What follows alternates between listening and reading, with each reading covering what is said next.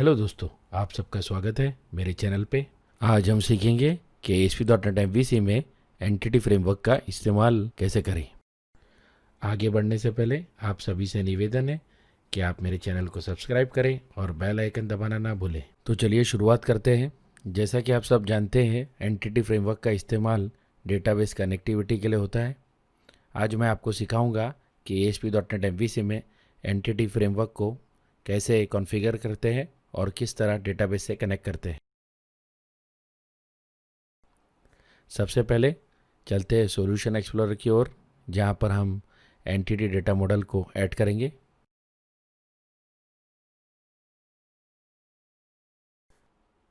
अब यहाँ पर मैं AD.NET एंटिटी डेटा मॉडल को सिलेक्ट करूँगा और उसे नाम दूंगा। क्योंकि मैं नॉर्थविंड डेटाबेस का इस्तेमाल करने वाला हूँ, इसलिए मैं इसे नॉर्थविंड मॉडल नाम दे रहा हूँ। अब आगे बढ़ने पर विज़ार्ड शुरू हो जाएगा। यहाँ पर हमें पहला ऑप्शन यानी EF डिज़ाइनर सिलेक्ट करना है।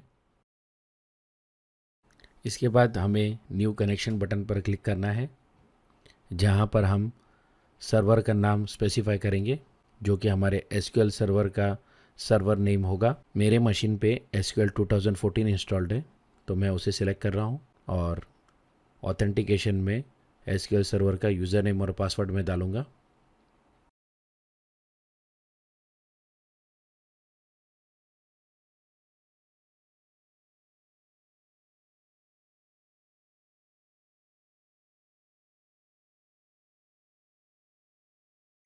अब हमें डेटाबेस का नाम सिलेक्ट करना है जिससे हमें कनेक्ट करना है। मैं यहाँ पर नॉर्थविंड डेटाबेस से कनेक्ट करूँगा। यहाँ पर मैं आपको बताना चाहूँगा कि नॉर्थविंड डेटाबेस के इंस्टॉलेशन और डाउनलोड डिटेल्स के लिए आप मेरे वीडियो पर जा सकते हैं। वीडियो की लिंक आपको राइट हैंड साइड में मिल जाएगी। तो चलिए अब हम टेस्ट कनेक्शन बटन पर क्लिक करते हैं और आप देख सकते हैं कनेक्शन सक्सेसफुल है। अब मैं ओके कर इस विंडो को क्लोज कर दूंगा। अब यहाँ पर आपको दो ऑप्शन मिलते हैं, येस या नो, यानी कि आपको यूज़र नेम और पासवर्ड को web.config में सेव करना है या नहीं। फ़िलहाल के लिए मैं येस पर क्लिक करके आगे बढ़ रहा हूँ। यहाँ पर मैं एंटिटी फ्रेमवर्क 5 का इस्तेमाल कर रहा हूँ, आप चाहे तो 6 भी कर सकते हैं। इस विंडो में आपको जो भी टेबल, व्यू या स्टोर प्रोसीजर जिसे आप यूज़ करना चाहते हैं एंटिटी फ्रेमवर्क का इस्तेमाल करके, उसे आप सिलेक्ट कर सकते हैं। यहाँ पर मैं कस्टमर्स टेबल का इस्तेमाल कर रहा हूँ और मैं फिनिश बटन दबा दूंगा। आप देख सकते हैं कस्टमर्स टेबल का डेटा मॉडल रेडी है और इसी के साथ हमारी एंटिटी फ्रेमवर्क की कॉन्फ़िगरेशन भी पूरी होती है।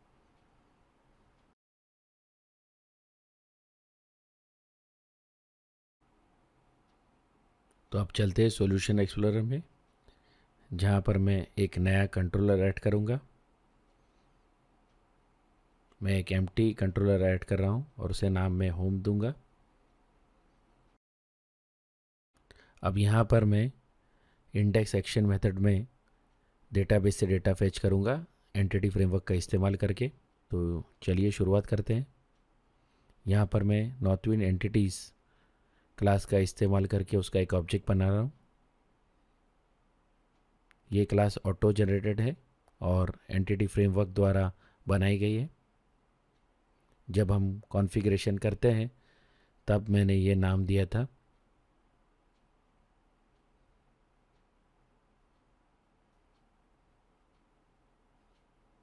अब डायरेक्टली व्यू फंक्शन के अंदर मैं एक लिंक क्वेरी लिख रहा हूँ। यहाँ पर मैं कस्टमर्स को सिलेक्ट करूँगा एंटिटी फ्रेमवर्क के कस्टमर्स कलेक्शन से और टेक फंक्शन का इस्तेमाल करके मैं 10 रिकॉर्ड्स को सिलेक्ट कर रहा हूँ। आप चाहे तो सारे रिकॉर्ड्स भी दिखा सकते हैं, पर यहाँ पर मैं सिर्फ 10 रिकॉर्ड्स दिखाऊंगा। तो लीजिए, हमारा डेटाबेस से डेटा फेचिंग का पार्ट पूरा होता है। अब हम चलते हैं हमारे व्यू में। तो यहाँ पर मैं राइट क्लिक कर ऐड व्यू ऑप्शन सेलेक्ट करूँगा। यहाँ पर मैं एम्प्टी व्यू ऐड कर रहा हूँ और मॉडल क्लास में मैं एंटिटी डेटा मॉडल का कस्टमर क्लास सेलेक्ट कर रहा हूँ। तो लीजिए हमारा व्यू तैयार है और आप देख सकते हैं मॉडल में एंटिटी डेटा मॉडल का कस्टमर ऑब्जेक्ट सिलेक्टेड है। अब क्योंकि हमें यहाँ पर मल्टीपल डेटा दिखाना है इसलिए मैं उसे एक आई एन्यूमरेबल कनेक्शन में कन्वर्ट कर रहा हूँ। इस तरह हम व्यू को इन्फॉर्म कर रहे हैं कि यहाँ पर मॉडल एक सिंगल ऑब्जेक्ट की बजाय एक कलेक्शन होगा। अब इस डेटा को डिस्प्ले करने के लिए मैं एक HTML टेबल का इस्तेमाल करूँगा और इसलिए मैं कुछ CSS पेस्ट कर रहा हूँ जो कि हमारे टेबल को ब्यूटीफाई करने के लिए इस्तेमाल होगी। अब चलते हैं बॉडी टैग में जहाँ पर मैं HTML टेबल को क्रिएट करूँगा।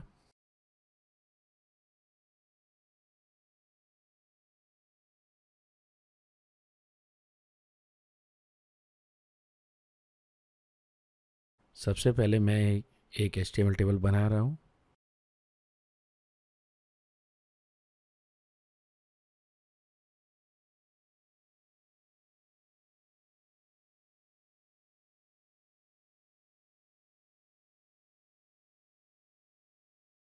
आप देख सकते हैं हमारे HTML टेबल का हेडर रो तैयार है।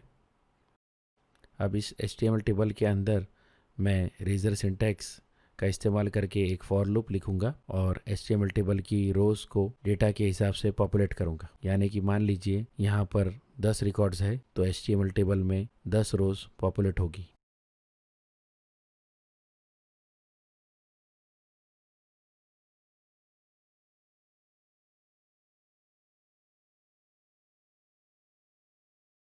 आप देख सकते हैं यहाँ पर मैं मॉडल कलेक्शन के ऊपर एक लूप चला रहा हूँ। अब लूप के अंदर मैंने TR एलिमेंट और TD एलिमेंट का इस्तेमाल करके सारे कॉलम के वैल्यूज़ को स्पेसिफाई कर दिया है।